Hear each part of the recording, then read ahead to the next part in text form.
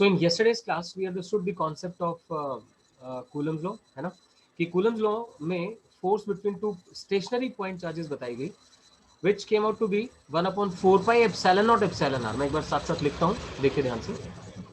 Force came out to be 1/4 pi epsilon naught epsilon r q1 q2 by r square. It was very important to understand here that the force depends upon product of magnitude of the charges.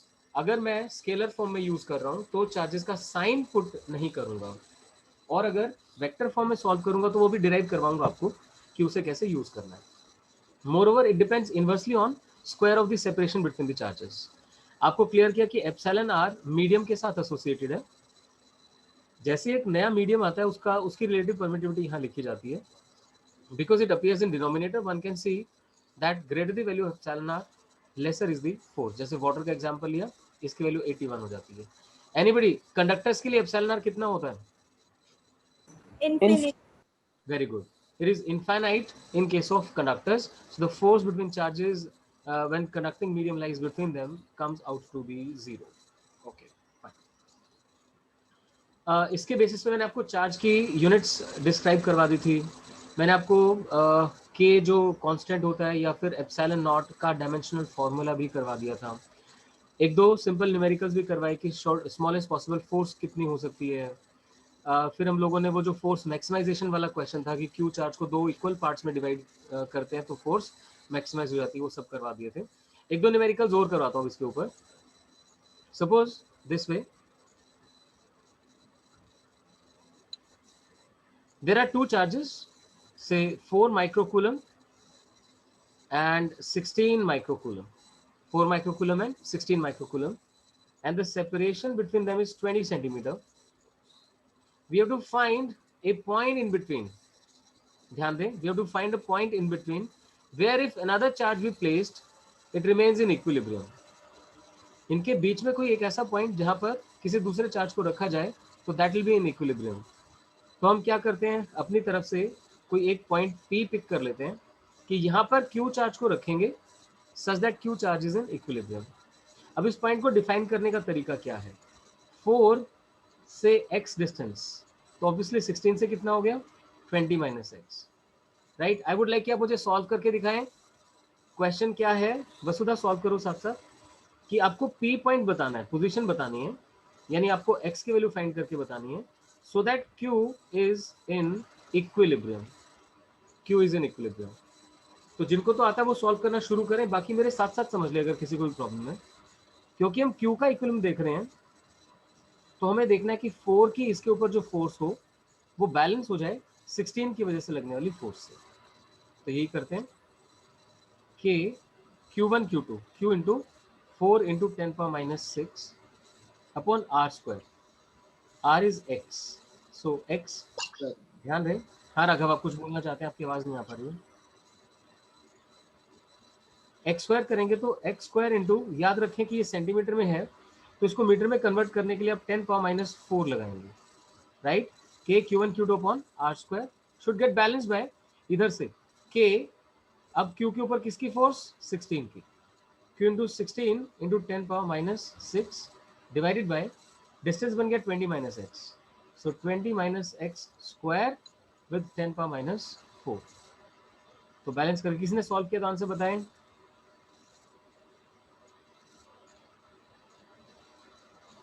Four से 4 बन गया.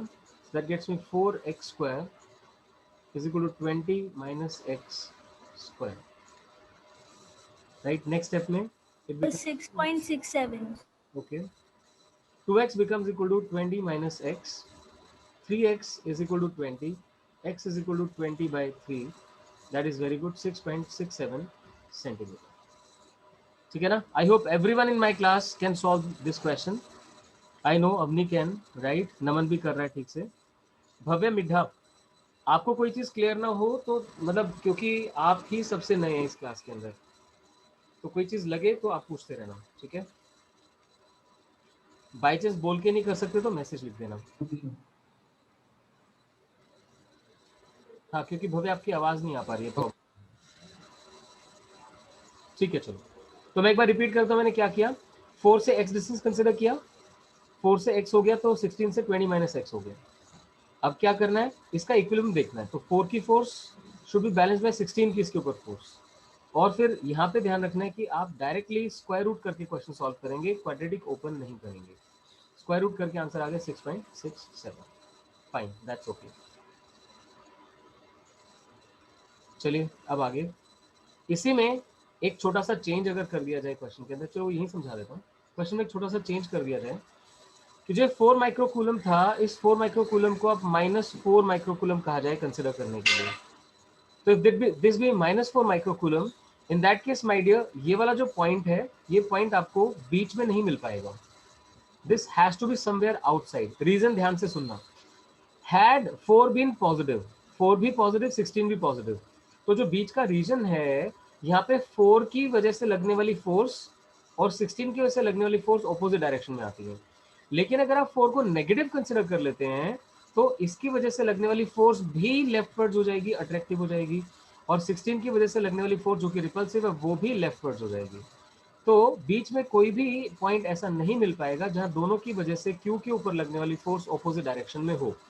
Those forces will be in the same direction. That is why now when these are unlike charges, Q should be placed somewhere outside. अगर मैं इसे बाहर रखता हूं तो मैं साथ साथ यहीं पे बना देता हूं, आप देख लेना। यहाँ पे अगर Q को रखता हूं और अब इस डिस्टेंस को Y कंसिडर करता हूं, ठीक है, Y फाइंड करेंगे हम लोग।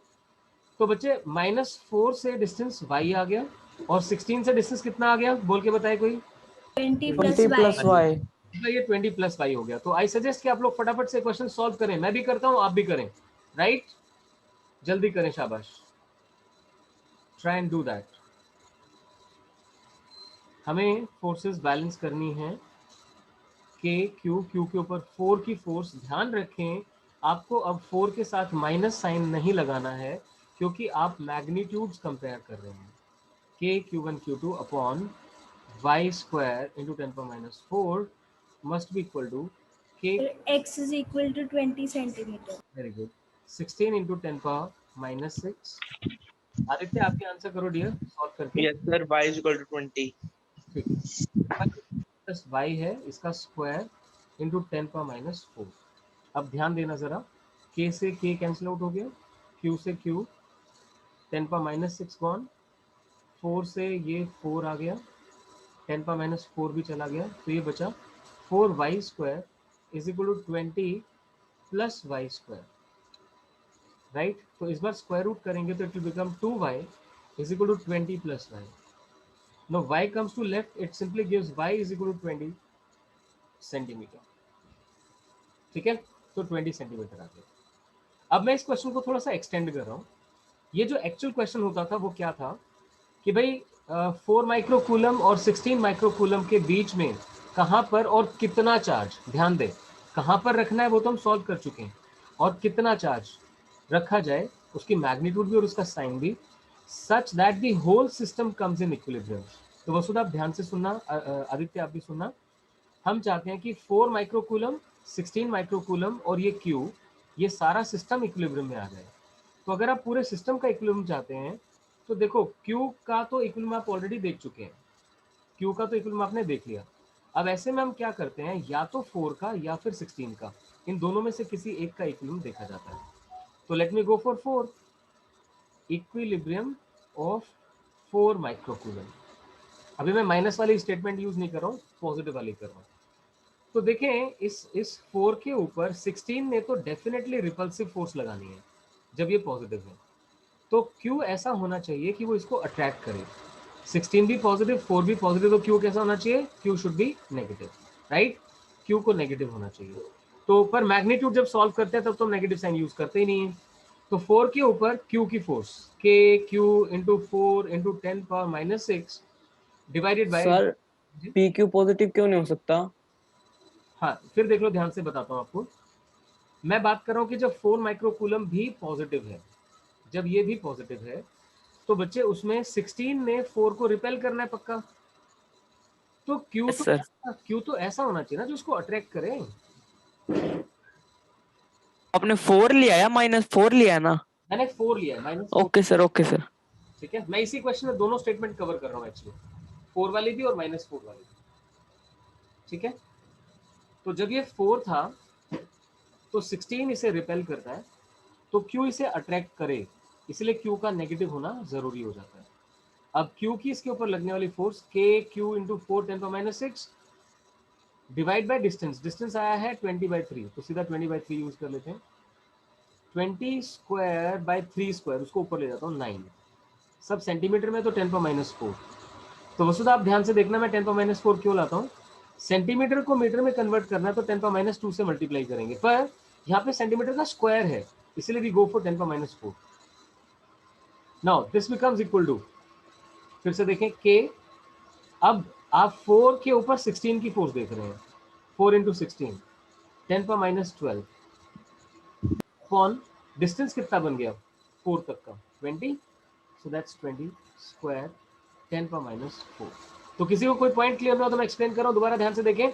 इस बार मैं चार्ज को +4 कंसिडर कर रहा हूँ, दोनों की वजह से उसका इक्विलिब्रियम देखना चाहता हूँ। तो पहले मैंने Q की वजह से देखा, KQ into this upon distance square is equal to, फिर 16 की वजह से देखा तो K Q1 Q2 अपॉन ये डिस्टेंस जो था वो 20 बन गया, 20 का स्क्वायर इंटू 10⁻4, ये लेके हमने सॉल्व कर दिया। ठीक है, अब बताओ जरा यहाँ से आंसर क्या आ रहा है, anybody solve this for me, कि क्या आंसर आ रहा है। Sir, 16/9 microcoulomb. 16/9 माइक्रोकूलम, बिल्कुल सही है। So the answer comes out to be, जब आप सॉल्व करेंगे k gets cancelled, 10⁻6 से ये -6 रह गया है ना, और इधर 20 का स्क्वायर चला गया, 10⁻4 भी चला गया, आपको क्या चाहिए, 4 से 4 भी चला गया, Q चाहिए। सो Q becomes 16/9 इंटू 10⁻⁻6, तो 16/9 माइक्रोकूलम, ये आंसर आता है। और मुझे साइन भी पुट करना है, तो मैं ये बात समझ पा रहा हूँ, this charge has to be negative. I hope Naman आपको भी क्लियर हो गया, अब नेगेटिव होगा, ठीक है, Yes, sir. Fine. So my answer is, complete answer is, a charge of -16/9 microcoulomb should be placed at a distance of 20/3 centimeter from 4 microcoulomb charge। अब second part करते हैं, जिसमें इसे -4 कंसिडर कर लेता हूँ। जब -4 कंसिडर करेंगे तो सारा क्वेश्चन बाहर शिफ्ट हो गया, इस बात को हमेशा ध्यान रखो। अगर लाइक चार्जेस है तो उनके बीच में कहीं पे इक्विलिब्रियम आएगा तीसरे चार्ज का, और अगर अनलाइक चार्जेस है तो बाहर आएगा, क्योंकि इन दोनों की वजह से फोर्स ऑपोजिट होनी जरूरी है, that is possible only for an outside charge. So now y तो आप ऑलरेडी फाइंड कर चुके हैं, अब इस चार्ज Q और 16 की वजह से -4 माइक्रोकूलम का इक्विलिब्रियम देखना है। देखो यार 16 इसे अट्रैक्ट करने वाला है, तो Q भी इसे अट्रैक्ट करे, तभी तो फोर्सेस ऑपोजिट डायरेक्शन में जाएंगी, तो इसका मतलब Q has to be positive. अब इस क्वेश्चन में कुछ बचा नहीं सॉल्व करने को, कारण क्या है, -4 से 16 का डिस्टेंस 20 है, इधर भी 20 चाहते हो, अच्छा दोनों तरफ 20 चाहते हो, तो भाई जितना चार्ज ये है उतना ही चार्ज Q बन जाना चाहिए, so Q has to be 16 microcoulomb. अगर किसी को ये बात समझ नहीं आई तो वो हैंड रेज कर सकता है, ठीक है, डन, फाइन। तो आगे बढ़ते हैं। अब देखिए यहाँ पे अब सीबीएसई कंपटीशन में बहुत डिफरेंशिएशन हो जाती है, यहाँ तक का पार्ट आपका सीबीएसई के हिसाब से चल रहा है। मैं अभी काम करता हूँ, टॉपिक्स करवाता हूँ जो दोनों के लिए यूजफुल है, जो कंपटीशन वाले स्टूडेंट्स होंगे उनके अलग से कुछ क्लास करके उसमें कवर अप करेंगे। तो बेसिक लिखिए, Coulomb's law in vector form, Coulomb's law in vector form. अब ये वेक्टर फॉर्म का मतलब क्या है, ऐसे देखिए, there are two charges Q1 and Q2 and I am considering Q1 Q2 is greater than 0। एक मिनट रुकना यार, ये ट्रैक्टर निकल जाए यहाँ से। चलिए फाइन, देखें यहाँ क्या किया हमने, we have considered two charges Q1 and Q2 such that their product is greater than 0। इसका मतलब होता है कि ये लाइक चार्जेस हैं, ठीक है, लाइक चार्जेस हैं Q1 and Q2। मान लीजिए इन दोनों के बीच की सेपरेशन हम R कंसिडर कर लेते हैं। अब लाइक चार्जेस तो एक दूसरे को रिपेल करेंगे, तो Q1 के ऊपर Q2 की फोर्स इधर आ जाएगी, दैट इज F12। F12 का मतलब है force on Q1 due to Q2। ऐसे इधर यूज करूंगा, दैट विल बिकम ये जो फोर्स यहाँ बनेगी that will become force on 2 due to 1, that is F21. ठीक है, hope it is clear to you. मैं बना देता हूँ साथ साथ. इधर बनेगी ये force that is F21, force on 2 due to Q2 due to Q1. अब देखिए जो डायरेक्शन Q1 से Q2 तक है उसे हम यूजुअली R21 बोलते हैं. R21 क्यों? अगर आप इसका पोजीशन वेक्टर निकालेंगे तो वो R1 बनेगा और Q2 का पोजीशन वेक्टर R2. इस डायरेक्शन में जा रहे हो तो वो R2 माइनस R1 बनता है, R2 माइनस R1, इसलिए इसको R21 कंसिडर कर लेते हैं. तो मेन कूलम्स लॉ के लिए इन वेक्टर फॉर्म आपको ये समझना है Q1 Q2 like charges repel each other, so force on Q1 F12 on Q2 F21, separation is R, this direction is R21 cap. बस अब एक्सप्रेशन लिख देते हैं. एक्सप्रेशन है F12 क्या होगा? F12 is equal to K is 1/4 pi epsilon naught Q1 Q2 upon distance square, right. इनके बीच का डिस्टेंस है R स्क्वायर. ये तो था स्केलर फॉर्म में. अब मैं वेक्टर में लाना चाहता हूँ तो मुझे डायरेक्शन लगानी पड़ेगी. डायरेक्शन कैसे लगेगी? साथ में R21 कैप. अब ध्यान देना प्लीज, F12 जब लिखा तो वो लेफ्ट वर्ड्स है, R21 कैप राइट वर्ड्स है, तो कैसा साइन यूज हो जाएगा यहाँ पे? माइनस. सो F12 लिखते हुए माइनस R21 कैप आ जाएगा. होप ये क्लियर है सबको? Yes sir. इसी तरह से अगर आप F21 लिखने जाएंगे तो F21 बनेगा 1/4 pi epsilon naught Q1 Q2 by R square. अब F21 तो ऑलरेडी R21 कैप की डायरेक्शन में है. If it is in the direction then should be in the same, that is R21 cap. अब इन दोनों को अगर आप ध्यान से देखें तो हम देख सकते हैं कि F12 is negative of F21. तो यहां से हम बोलते हैं these forces are equal and opposite, that is they follow Newton's third law. तो Coulomb's law in vector form की एडवांटेज क्या होती है? एडवांटेज सिर्फ ये होती है Coulomb's law in vector form की कि it shows that Coulomb's force follows Newton's third law. और दूसरी इंपॉर्टेंट चीज क्या होती है कि देखिए ये जो फोर्स एक्ट कर रही है, this force is acting along the line joining these charges. In charges को जो लाइन ज्वाइन कर रही है फोर्स उसी के अलोंग है. So it is a central force. तो यहाँ पे हम दो चीजें लिखते हैं. नंबर एक, force is central in nature. Number two, it follows Newton's third law.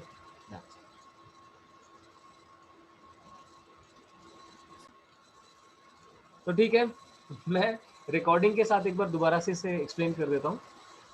हम लोग कर रहे हैं position vector form. Position vector form के अंदर Q1 चार्ज का पोजीशन वेक्टर R1, Q2 का पोजीशन वेक्टर R2, राइट. इन्हें हम लाइक चार्जेस कंसिडर कर रहे हैं जिसके कारण ये एक दूसरे को रिपेल करेंगे. Q1 के ऊपर Q2 की फोर्स F12 बन गई, नेमिंग कर दी OAB. F12 की डायरेक्शन लेफ्टवर्ड्स है, लेफ्टवर्ड्स यूनिट वेक्टर को मैंने BA कैप कंसिडर कर लिया, B से A की तरफ. फिर देखिए अगर आप वेक्टर फॉर्म में लिखने जाएंगे तो F12 BA कैप की डायरेक्शन में आएगा, तो 1/4 pi epsilon naught Q1 Q2 upon distance का स्क्वायर और साथ में BA कैप. आप सब जानते हैं कि अगर यूनिट वेक्टर को मैग्नीट्यूड से मल्टीप्लाई कर दिया जाए तो कंप्लीट वेक्टर बन जाता है. इसीलिए यहाँ पर न्यूमरेटर और डिनोमिनेटर को BA से मल्टीप्लाई कर दिया, that makes it BA vector and BA cube. अब BA कैसे निकलेगा? देखें, B से A जाना है तो फाइनल माइनस इनिशियल, तो BA वेक्टर बन गया R1 माइनस R2 और उसका modulus magnitude modulus of R1 minus R2. ये दोनों चीजें उठा के मैंने यहाँ पे पुट कर दी. BA vector becomes equal to R1 minus R2, modulus नहीं आएगा यहाँ, ध्यान रखना, नीचे मैग्नीट्यूड है इसलिए मॉडुलस का क्यूब आ जाएगा. So that was it. ये एक्सप्लेन कर रहा था और याद रखने का तरीका बता रहा था कि Q1 Q2 दो चार्जेस है, F12 will be equal to 1/4 pi epsilon Q1 Q2 R1 minus R2. By chance आप कहेंगे सर ये तो लाइक चार्जेस थे, अगर कोई अनलाइक चार्ज होगा तो साइन पुट कर दो क्योंकि वेक्टर फॉर्म में चल रहा है. अनलाइक होगा तो फोर्स ने अट्रैक्टिव होना है, अट्रैक्टिव होना तो मतलब डायरेक्शन ऑपोजिट होनी है, तो ठीक है एक नेगेटिव साइन लग जाएगा. तो वेक्टर फॉर्म में जब भी आप कूलम्स लॉ अप्लाई करें तो उसमें चार्जेस के साइन पुट कर दें, दैट्स इट. तो जैसे F12 आया ऐसे ही आप F21 लिख सकते हैं. तो आप बोलना चाहे तो बोल सकते हैं साथ साथ F21 क्या होगा? 1/, R2 माइनस R1. हाँ इस बार इंपॉर्टेंट है कि ये R2 माइनस R1 आ जाएगा और डिनोमिनेटर में मॉडुलस सेम रहेगा. सॉरी कुछ भी रख लो सर, वो तो मर्जी है, मोड है। हाँ, आप चाहे R1 माइनस R2 लिख लो या R2 माइनस R1 लिख लो, एक ही बात। तो इसे मैं R2 modulus minus R1 modulus का क्यूब डाल देता हूँ, that is all. I hope ये ठीक से समझ आ गया आप लोगों को। चलिए फाइन, ये था Coulomb's law in vector form and position vector form. अब इसे यूज कैसे करते हैं? कोई स्पेसिफिक क्वेश्चन आएगा जिसमें दोनों चार्जेस के या तो पोजीशन वेक्टर्स गिवन हो गए या उनके कोऑर्डिनेट्स गिवन हो गए, फिर आप फोर्स वेक्टर फॉर्म में फाइंड करने के लिए F12 में R1 माइनस R2 कंसिडर करोगे और F21 में R2 माइनस R1 कंसिडर करोगे, दैट इज। इसके बाद इंपॉर्टेंट आता है principle of superposition. We consider principle of superposition. Principle of superposition actually vector quantities के लिए यूज किया जाता है। जैसे यहाँ पे हम फोर्स को डील कर रहे हैं, force is a vector quantity. तो आप अगर किसी एक चार्ज के ऊपर बाकी बहुत सारे चार्जेस की फोर्स फाइंड करना चाहते हैं तो आप अप्लाई करते हैं प्रिंसिपल ऑफ सुपरपोजिशन। मेरे ख्याल सान्या, आदित्य, आप लोगों ने यहाँ से तो करना शुरू कर दिया था, right? Yes, sir. Yes, sir. तो आपका लगभग चीजें कवर हो गई हैं। जो चीजें लग रही थी कि नहीं समझ आई थी वो मेरे ख्याल साथ साथ हो जाएंगी। अब एक काम करना, आप आज का दिन, कल का दिन आराम से इस चीज में लगाओ कि जो पार्ट आपने मुझसे किया और वो साथ साथ कवर नहीं किया, try your best to cover that up and take doubts from that. ठीक है? Yes, sir. राइट, वो आपकी मर्जी है। जो भी रिवीजन क्लासेस होंगी वो आप करते रह सकते हैं। अर्चिशा, आपका भी कवर अप हो गया क्या? सर टेस्ट पे हमने देना है ना? हाँ, टेस्ट तो दे दो, सिंपल, वेरी गुड। चलो देखते हैं। I am naming this charge as Q0 and this is से Q1, Q2 सो ऑन करते करते दिस इज Qn। सारे चार्जेस को लाइक कंसिडर कर रहे थे, मतलब जैसे सारे पॉजिटिव चार्जेस हैं। तो Q1 क्या करेगा? Q0 को रिपेल करेगा, इधर की तरफ रिपेल कर दिया। Q2 भी रिपेल करेगा, सपोज इधर कर दिया। ऐसे करते करते Qn भी रिपेल करेगा, उसने इधर रिपेल कर दिया। तो ये क्या लिख रहे हैं हम? फोर्सेस लिख रहे हैं। Q0 के ऊपर Q1 की फोर्स, Q0 के ऊपर Q2 की फोर्स, Q0 के ऊपर Qn की फोर्स, राइट? तो इतनी सी बात है कि एक चार्ज, मैं क्लासरूम में क्या एग्जांपल लेता हूँ कि सपोज सबसे पहले मैं क्लास में आ गया, मैं खड़ा हूँ, I M this charge Q0। फिर आप एक एक करके आते हैं क्लास के अंदर। तो पहला बच्चा आया, उसने मेरे ऊपर फोर्स लगाई। फिर दूसरा आया, दूसरे ने भी मेरे ऊपर फोर्स लगाई। लेकिन दूसरे के आने की वजह से पहले की जो फोर्स लग रही थी वो अफेक्ट नहीं हुई। हाँ, नेट फोर्स मेरे ऊपर चेंज हो गई क्योंकि इन दोनों का सम होगी, लेकिन Q1 ने मेरे ऊपर जो फोर्स लगा रखी थी उसमें कोई चेंज नहीं आया Q2 के आने से। ये बहुत ही इंपॉर्टेंट पॉइंट है। वसुधा, इस पॉइंट को थोड़ा ध्यान से देखना। अच्छी साहब भी, force between two charges is not affected by the presence of other charges. Yes, resultant force definitely changes. So अब मैं principle of superposition बोल रहा हूँ। According to principle of superposition, force experienced by a given charge due to a number of other point charges is given by vector sum of the individual forces such that the force between two charges remains unaffected by the presence of other charges.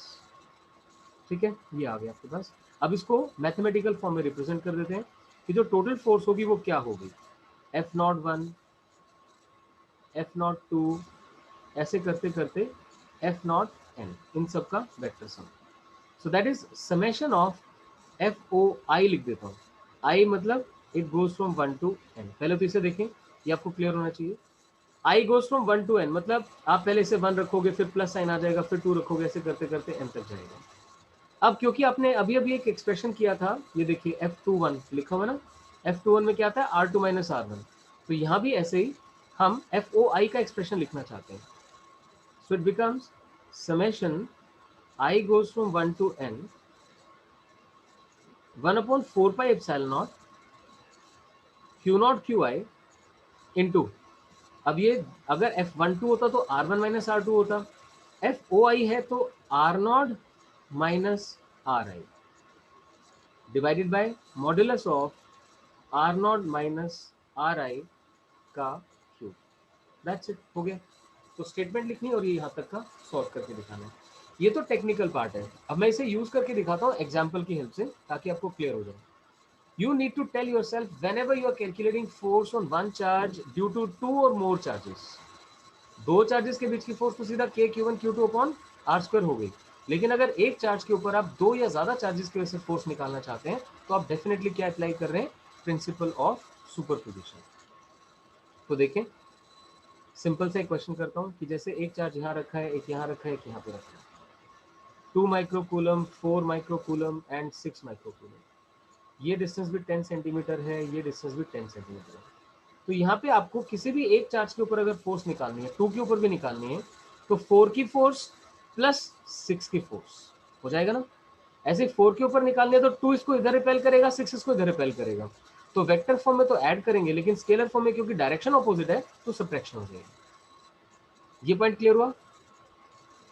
प्रकृति आपको clear हुआ? Prakriti, Vasudha, Raghav, Aditya? Yes sir.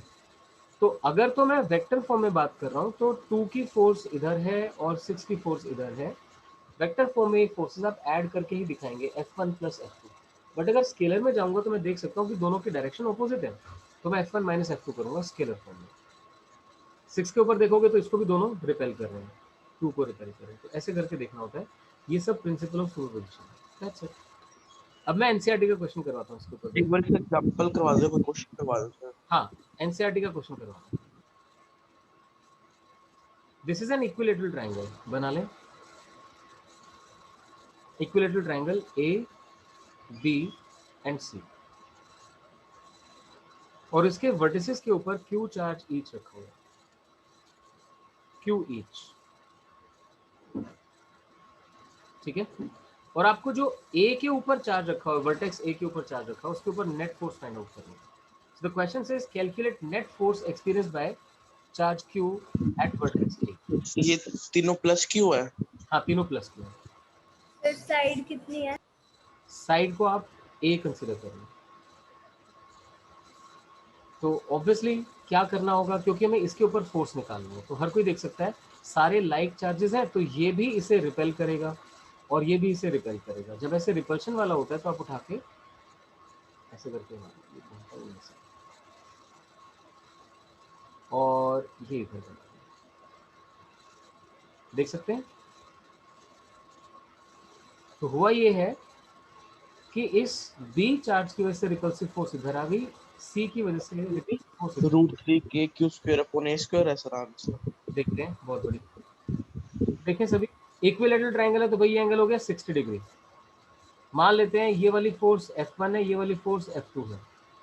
तो अगर कोई मुझे बोलेगा vector form में लिखने के लिए, क्योंकि ऑब्वियसली प्रिंसिपल ऑफ सुपरपोजिशन है, जब भी आप एक चार्ज के ऊपर दो या ज्यादा चार्जेस की फोर्स निकालेंगे तो that is by the principal of superposition. तो F बन जाएगा F1 plus F2, vector form में ये आएगा। अब स्केलर फॉर्म में क्या होता है, आपने याद किया था, under root of a square plus b square plus 2ab cos theta, यानी F1 square plus F2 square plus 2 F1 F2 cos of 60, क्योंकि इनके बीच में एंगल 60 डिग्री है, देख सकते हैं एंगल 60 डिग्री हो जाएगा। अब F1 और F2 की मैग्नीट्यूड चाहिए, अलग से लिख लेता हूं। देखना क्या F1 F2 की मैग्नीट्यूड सेम नहीं आ जाएगी कि अब F1 के लिए भी Q और Q है, q² अपॉन a² हो जाएगा। a स्क्वायर, तो दोनों के लिए ये रिजल्ट आ जाएगा। बस ध्यान से देखना, Q Q और डिस्टेंस a, यहाँ पे भी Q Q और डिस्टेंस a, सो इसलिए मैं कह रहा हूँ कि दोनों की मैग्नीट्यूड सेम आ गई, k q² upon a square. Fine.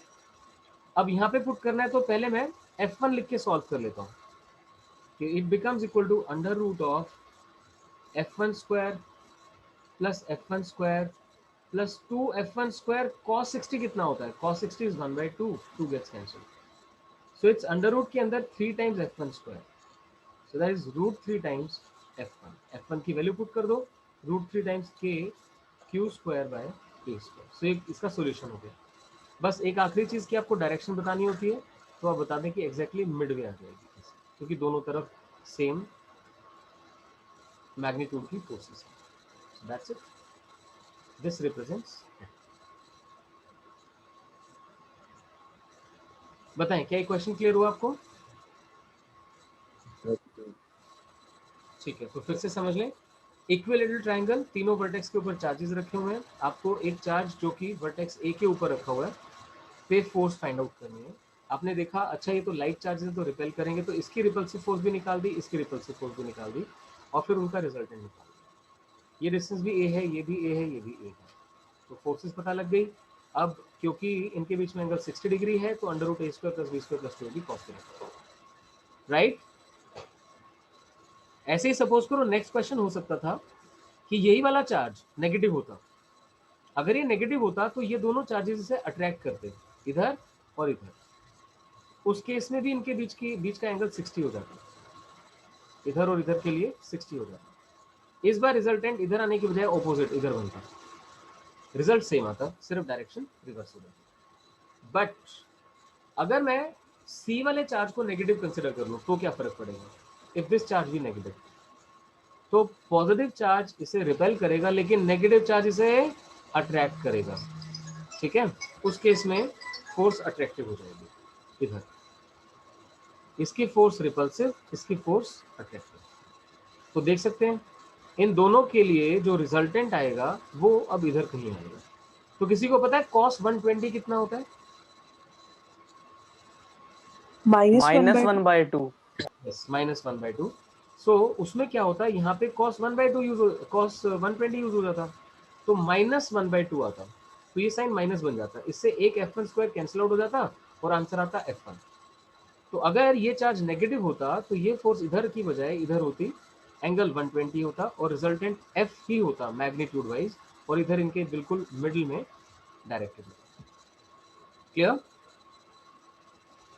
चलिए ऐसे मैं एनसीईआरटी का एक और क्वेश्चन आपको करवा देता हूँ, वो भी इसी तरह का है। फिर से इक्विलेटरल ट्राइंगल साइड ए, और सभी वर्टिसेस के ऊपर क्यू चार्ज ही रखा हुआ है, क्यू ऑन ईच वर्टेक्स। लेकिन इस बार सेंट्रॉइड है, सेंट्रॉइड पे चार्ज कैपिटल क्यू रखा हुआ है, कैपिटल क्यू। इसके ऊपर फोर्स फाइंड आउट करना है। तो क्या करते हैं, सबसे पहले तो आप डायरेक्शन शो करते हैं। इस वाले क्यू की जो फोर्स आएगी वो फोर्स एग्जैक्टली इस तरफ आ जाएगी, नीचे की तरफ। इस वाले चार्ज की फोर्स इधर आ जाएगी, राइट, और इस वाले चार्ज की फोर्स इधर। नेट फोर्स तो 0 हो जाएगी प्लस क्यू पे। नेट फोर्स 0 आएगी, वो देखते हैं, मैं शो करता हूँ आपको कैसे आएगी। तो जो बच्चे फर्स्ट टाइम क्वेश्चन कर रहे हो वो थोड़ा ध्यान देते रहना। इस वाले चार्ज ए की वजह से फोर्स आ गई F1, ठीक है। बी की वजह से फोर्स आ गई F2, और सी की वजह से फोर्स आ गई F3। हम देख सकते हैं तीनों से डिस्टेंस बराबर है, इसलिए तीनों फोर्सेस की मैग्नीट्यूड सेम होगी। वो मैं लिख के दिखा देता हूँ। F1, F2 और F3 बराबर है के small Q capital Q by distance का स्क्वायर। अब आपको पता होना चाहिए कि एक इक्विलेटरल ट्राइंगल में वर्टेक्स से सेंट्रॉइड तक का डिस्टेंस कितना होता है, दैट इज a/√3, ठीक है। तो वसुधा आई वांट की अच्छे से याद कर लो। अर्चिशा, if this side is a, so dear distance from here to here, distance from here to here and this distance, these three distances come out to be a/√3, right? जो आप चाहें तो solve कर सकते हैं यहाँ से ट्राइंगल कंसीडर करके, राइट एंगल ट्राइंगल कंसीडर करके। तो इसे यूज कर देता हूँ, यहाँ पे सॉल्व करोगे तो डिस्टेंस का स्क्वायर आना है, यानी a²/3 आ गया, so 3 goes in numerator. So dear F1 F2 F3 बन गया 3 टाइम्स k/a²। अब देखो इन फोर्सेस के लिए क्या आप देख सकते हैं, F1 F2 के बीच में भी एंगल 120 है, F2 F3 के बीच में 120 और F3 F1 के बीच में 120 है। बहुत सिंपल सा तरीका है इस बात को समझने का। सारी फोर्सेस के बीच में जो एंगल्स है वो इक्वल है, थीटा थीटा थीटा, और टोटल एंगल कितना है 360। 360 को 3 पार्ट्स में डिवाइड करना तो 120 आ गया। So the angle between any two forces here is 120। Got it? ठीक है, तो हम सबसे पहले F1 F2 को कंसिडर कर लेते हैं। F1 F2 का जो रिजल्टेंट आएगा वो एग्जैक्टली इधर आ जाएगा। मैं ये सॉल्व करके बता देता हूँ, इसे मैं F डैश लिख रहा हूँ, I am writing this as F dash. देखते हैं F डैश कैसे सॉल्व होगा। √a² + b² + 2ab cos theta, √a² + b²। देखना ध्यान से, F1 और F2 under root f1 square plus f2 square plus 2f1 f2 cos 120. Now cos 120 is -1/2. जैसे आप उसे -1/2 लिखेंगे तो देख सकते हैं यहाँ से एक कैंसिल आउट हो जाएगा पूरा, क्या बचेगा f1. सो जो f डैश है, f डैश की मैग्नीट्यूड f1 का हो या f3 का हो, उसके इक्वल है और ऑपोजिट है. So f dash is equal and opposite to f3. So net force comes out to be 0. So that's it. F dash is equal and opposite to f3. So net force becomes 0. Exactly. I hope ये भी ठीक से समझ में आ गया आपको. तो ये एनसीईआरटी क्वेश्चंस का लेवल है, इसमें मतलब इस तरीके के क्वेश्चंस आपको करने होते हैं. तो देखा जाए तो फोर्स में आपको यही सब चीजें करनी थी. Coulomb's law in scalar form, Coulomb's law in vector form, Coulomb's law in position vector form, and how to apply Coulomb's law and principle of superposition in a combined manner. ठीक है बच्चों, कर लोगे सब कुछ? Yes sir. इसके बाद क्या बचता है? इसके बाद मेनली आता है electric field lines, right, and electric dipole. तो वसुधा आपने कहां से ज्वाइन कर लिया था? क्या आपने इलेक्ट्रिक डायपोल कर लिया है या फ्लक्स किया? Sorry sir, can you repeat? आपकी आवाज कट रही है. आपने मुझसे कौन सा टॉपिक किया है रेगुलर क्लास में?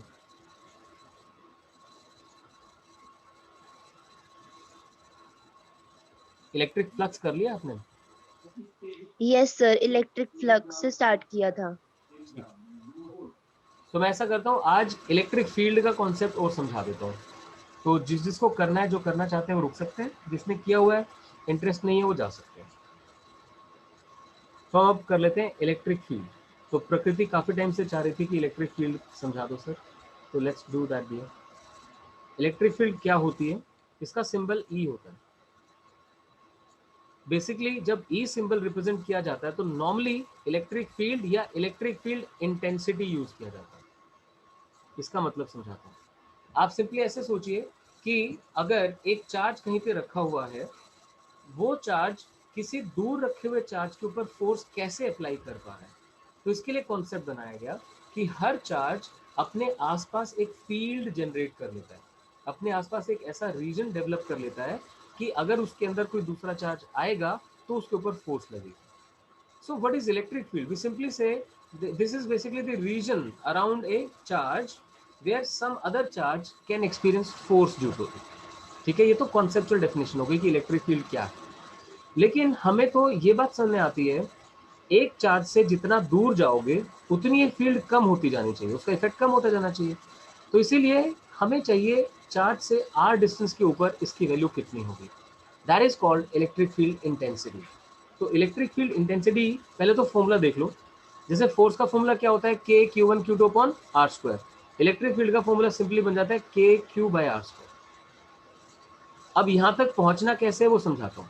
पहले तो माइंड में क्लैरिटी होनी चाहिए, भाई इलेक्ट्रिक फील्ड सिंगल चार्ज की प्रॉपर्टी है, इसके फॉर्मूले में सिंगल चार्ज आएगा और फोर्स के लिए कम से कम दो चार्जेस चाहिए होते हैं, इसलिए फोर्स के एक्सप्रेशन में k q1 q2 upon r square आता है. लेकिन एक प्रॉब्लम है कि इलेक्ट्रिक फील्ड को हम देख नहीं सकते. फोर्स हम देख सकते हैं कि एक चार्ज ने दूसरे चार्ज पे फोर्स लगाई है. तो इसीलिए इलेक्ट्रिक फील्ड तक पहुंचने का तरीका फोर्स के थ्रू बनाया गया. कैसे बनाया गया? Let's see. मान लेते हैं एक चार्ज q है, आप इसकी वजह से r डिस्टेंस के ऊपर इलेक्ट्रिक फील्ड फाइंड करना चाहते हैं. ठीक है, तो आप क्या करते हैं, इस पोजीशन पे एक टेस्ट चार्ज रखते हैं Q0. It is a test charge, मतलब इसको यहाँ होना नहीं था, हमने अपने पर्पस के लिए रखा है. और जो टेस्ट चार्ज होता है, it is basically a vanishingly small positive charge. हमेशा ध्यान रखना, it is a vanishingly small positive charge. Now one should be very clear कि भाई इसे वैनिशिंगली स्मॉल क्यों कह रहे हैं. तो ध्यान देना, अगर ये चार्ज बहुत छोटा नहीं होगा तो ये भी अपनी फील्ड काफी प्रोड्यूस कर देगा. आप चाहते हैं कि Q की फील्ड देखें, लेकिन ये खुद अपनी फील्ड प्रोड्यूस कर रहा होगा, तो आपको जो फील्ड मिलेगी वो ट्रू फील्ड नहीं मिल पाएगी. ये तो था सिंपल कॉन्सेप्चुअल तरीका कि ये चार्ज जितना बड़ा होगा उतना इसका इफेक्ट इसके इफेक्ट को कम करता जाएगा. दूसरा टेक्निकल तरीका ये है कि जैसे आप फ्रीली इन चार्जेस को रखोगे तो ये क्यू नॉट क्यू को रिपेल करेगा। अगर क्यू नॉट ने क्यू को रिपेल किया तो इनके बीच की सेपरेशन आर से ज्यादा हो जाएगी। तो अब जो आप मैथमेटिकली मेजर कर पाओगे वो वैल्यू एक्चुअल इलेक्ट्रिक फील्ड से कम होगी। सोचो, इस समय क्यू की वजह से मान लो यहाँ पर इलेक्ट्रिक फील्ड ई है पक्का, लेकिन जैसे क्यू नॉट रखा तो इसने इसको रिपेल करके थोड़ा सा शिफ्ट कर दिया। अगर इसे शिफ्ट कर दिया तो अब इनके बीच की सेपरेशन आर से हो गई ज्यादा होने की वजह से, ध्यान दें, ज्यादा होने की वजह से अब जो आप फोर्स निकालेंगे, या ऐसे बोल दो अब जो इफेक्ट आएगा क्यू का इस पोजीशन पे वो कंपैरेटिवली कम हो जाएगा। इसीलिए आप जितना हो सकता है उतना क्यू नॉट को छोटा कंसिडर करते हो कि ये इफेक्ट मिनिमाइज किया जा सके। ठीक है, अब देखें फील्ड निकालने का तरीका। जहां पर भी आप फील्ड फाइंड करना चाहते हैं उस पॉइंट पे एक टेस्ट चार्ज रखा जाए, उसके ऊपर फोर्स फाइंड की जाए। हम आउटवर्ड डायरेक्शन को, रेडियली आउटवर्ड डायरेक्शन को आर कैप लिख देते हैं, तो इसे आर कैप लिख दिया। अब फोर्स का फॉर्मूला क्या होता है? फोर्स होती है K Q naught by r square, साथ में आर कैप। देख सकते हैं K Q naught upon r square into r cap. अब मैं यही बोल रहा था, ये वाली चीज एग्जैक्टली वैलिड तभी हो सकती है जब क्यू शिफ्ट ना हो। उसके लिए क्यू नॉट जितना उसको उतना छोटा होना चाहिए, बस ये बात है। So why should it be vanishingly small? So that it does not affect the actual field of the source charge. अब यहाँ से इलेक्ट्रिक फील्ड निकालने के लिए क्या करना है, हम डिफाइन करते हैं that electric field is limit, एक लिमिट डाल दी कि Q naught is vanishingly small, जो अभी तक बार बार बात कर रहे थे, and that is equal to now F by Q naught. Electric field at a point may be defined as force experienced per unit positive charge when released at that point. किसी point per unit positive charge को release कर दीजिए तो जो force experience करेगा उसे electric field कहते हैं। ठीक है, ऐसा करने से क्या होगा, फोर्स के फॉर्मूले से क्यू नॉट हट जाएगा, जिससे कि हमें सिर्फ क्यू का इफेक्ट मिलेगा। That becomes equal to K Q by r square r. तो ये समझने सीखने वाली चीज थी। प्रकृति आपको क्लियर हुआ?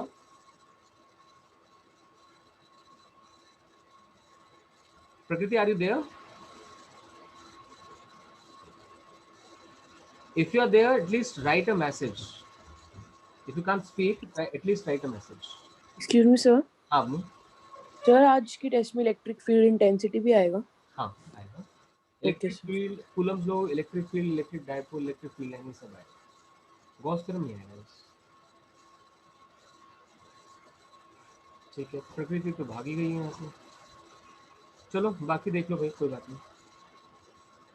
हमें इलेक्ट्रिक फील्ड फाइंड करनी थी, कैसे देखा हमने, जिस पॉइंट पे निकालनी थी वहां पे क्यू नॉट चार्ज रखा, उसके ऊपर फोर्स देख ले, उसके ऊपर जो फोर्स आई उसमें तो दोनों का इफेक्ट आ गया, लेकिन मुझे तो सिर्फ क्यू का इफेक्ट देखना था, तो क्यू नॉट को वहां से हटाना जरूरी है, इसलिए अपने क्यू नॉट से डिवाइड कर दिया। तो ये मैन मेड तरीका है, दैट्स इट। आपको तो कॉन्सेप्चुअली समझना है कि ऐसा करना पड़ता है। अब इससे बेनिफिट क्या होता है, अगर आप किसी भी पोजीशन पे इलेक्ट्रिक फील्ड की डायरेक्शन देखना चाहते हो तो आप वहां पे एक पॉजिटिव चार्ज रख के देख लेते हो। ध्यान दें, इलेक्ट्रिक फील्ड की जो डायरेक्शन होती है वो वही होती है जिस डायरेक्शन में एक पॉजिटिव चार्ज के ऊपर फोर्स लगेगी। तो ये अच्छे से याद रखो। अब फोर्स का फॉर्मूला थोड़ा सा रीडिफाइन करेंगे। F is equal to q into E लिखा जा सकता है। मतलब मान लो ये पॉइंट P है जहां पर आप क्यू चार्ज रखते हो, ऑलरेडी एक इलेक्ट्रिक फील्ड E है, तो क्यू के ऊपर फोर्स कितनी लगेगी, तो force experience this charge into electric field. देखिए ध्यान से, E was equal to F by Q, so F definitely will be equal to Q into E।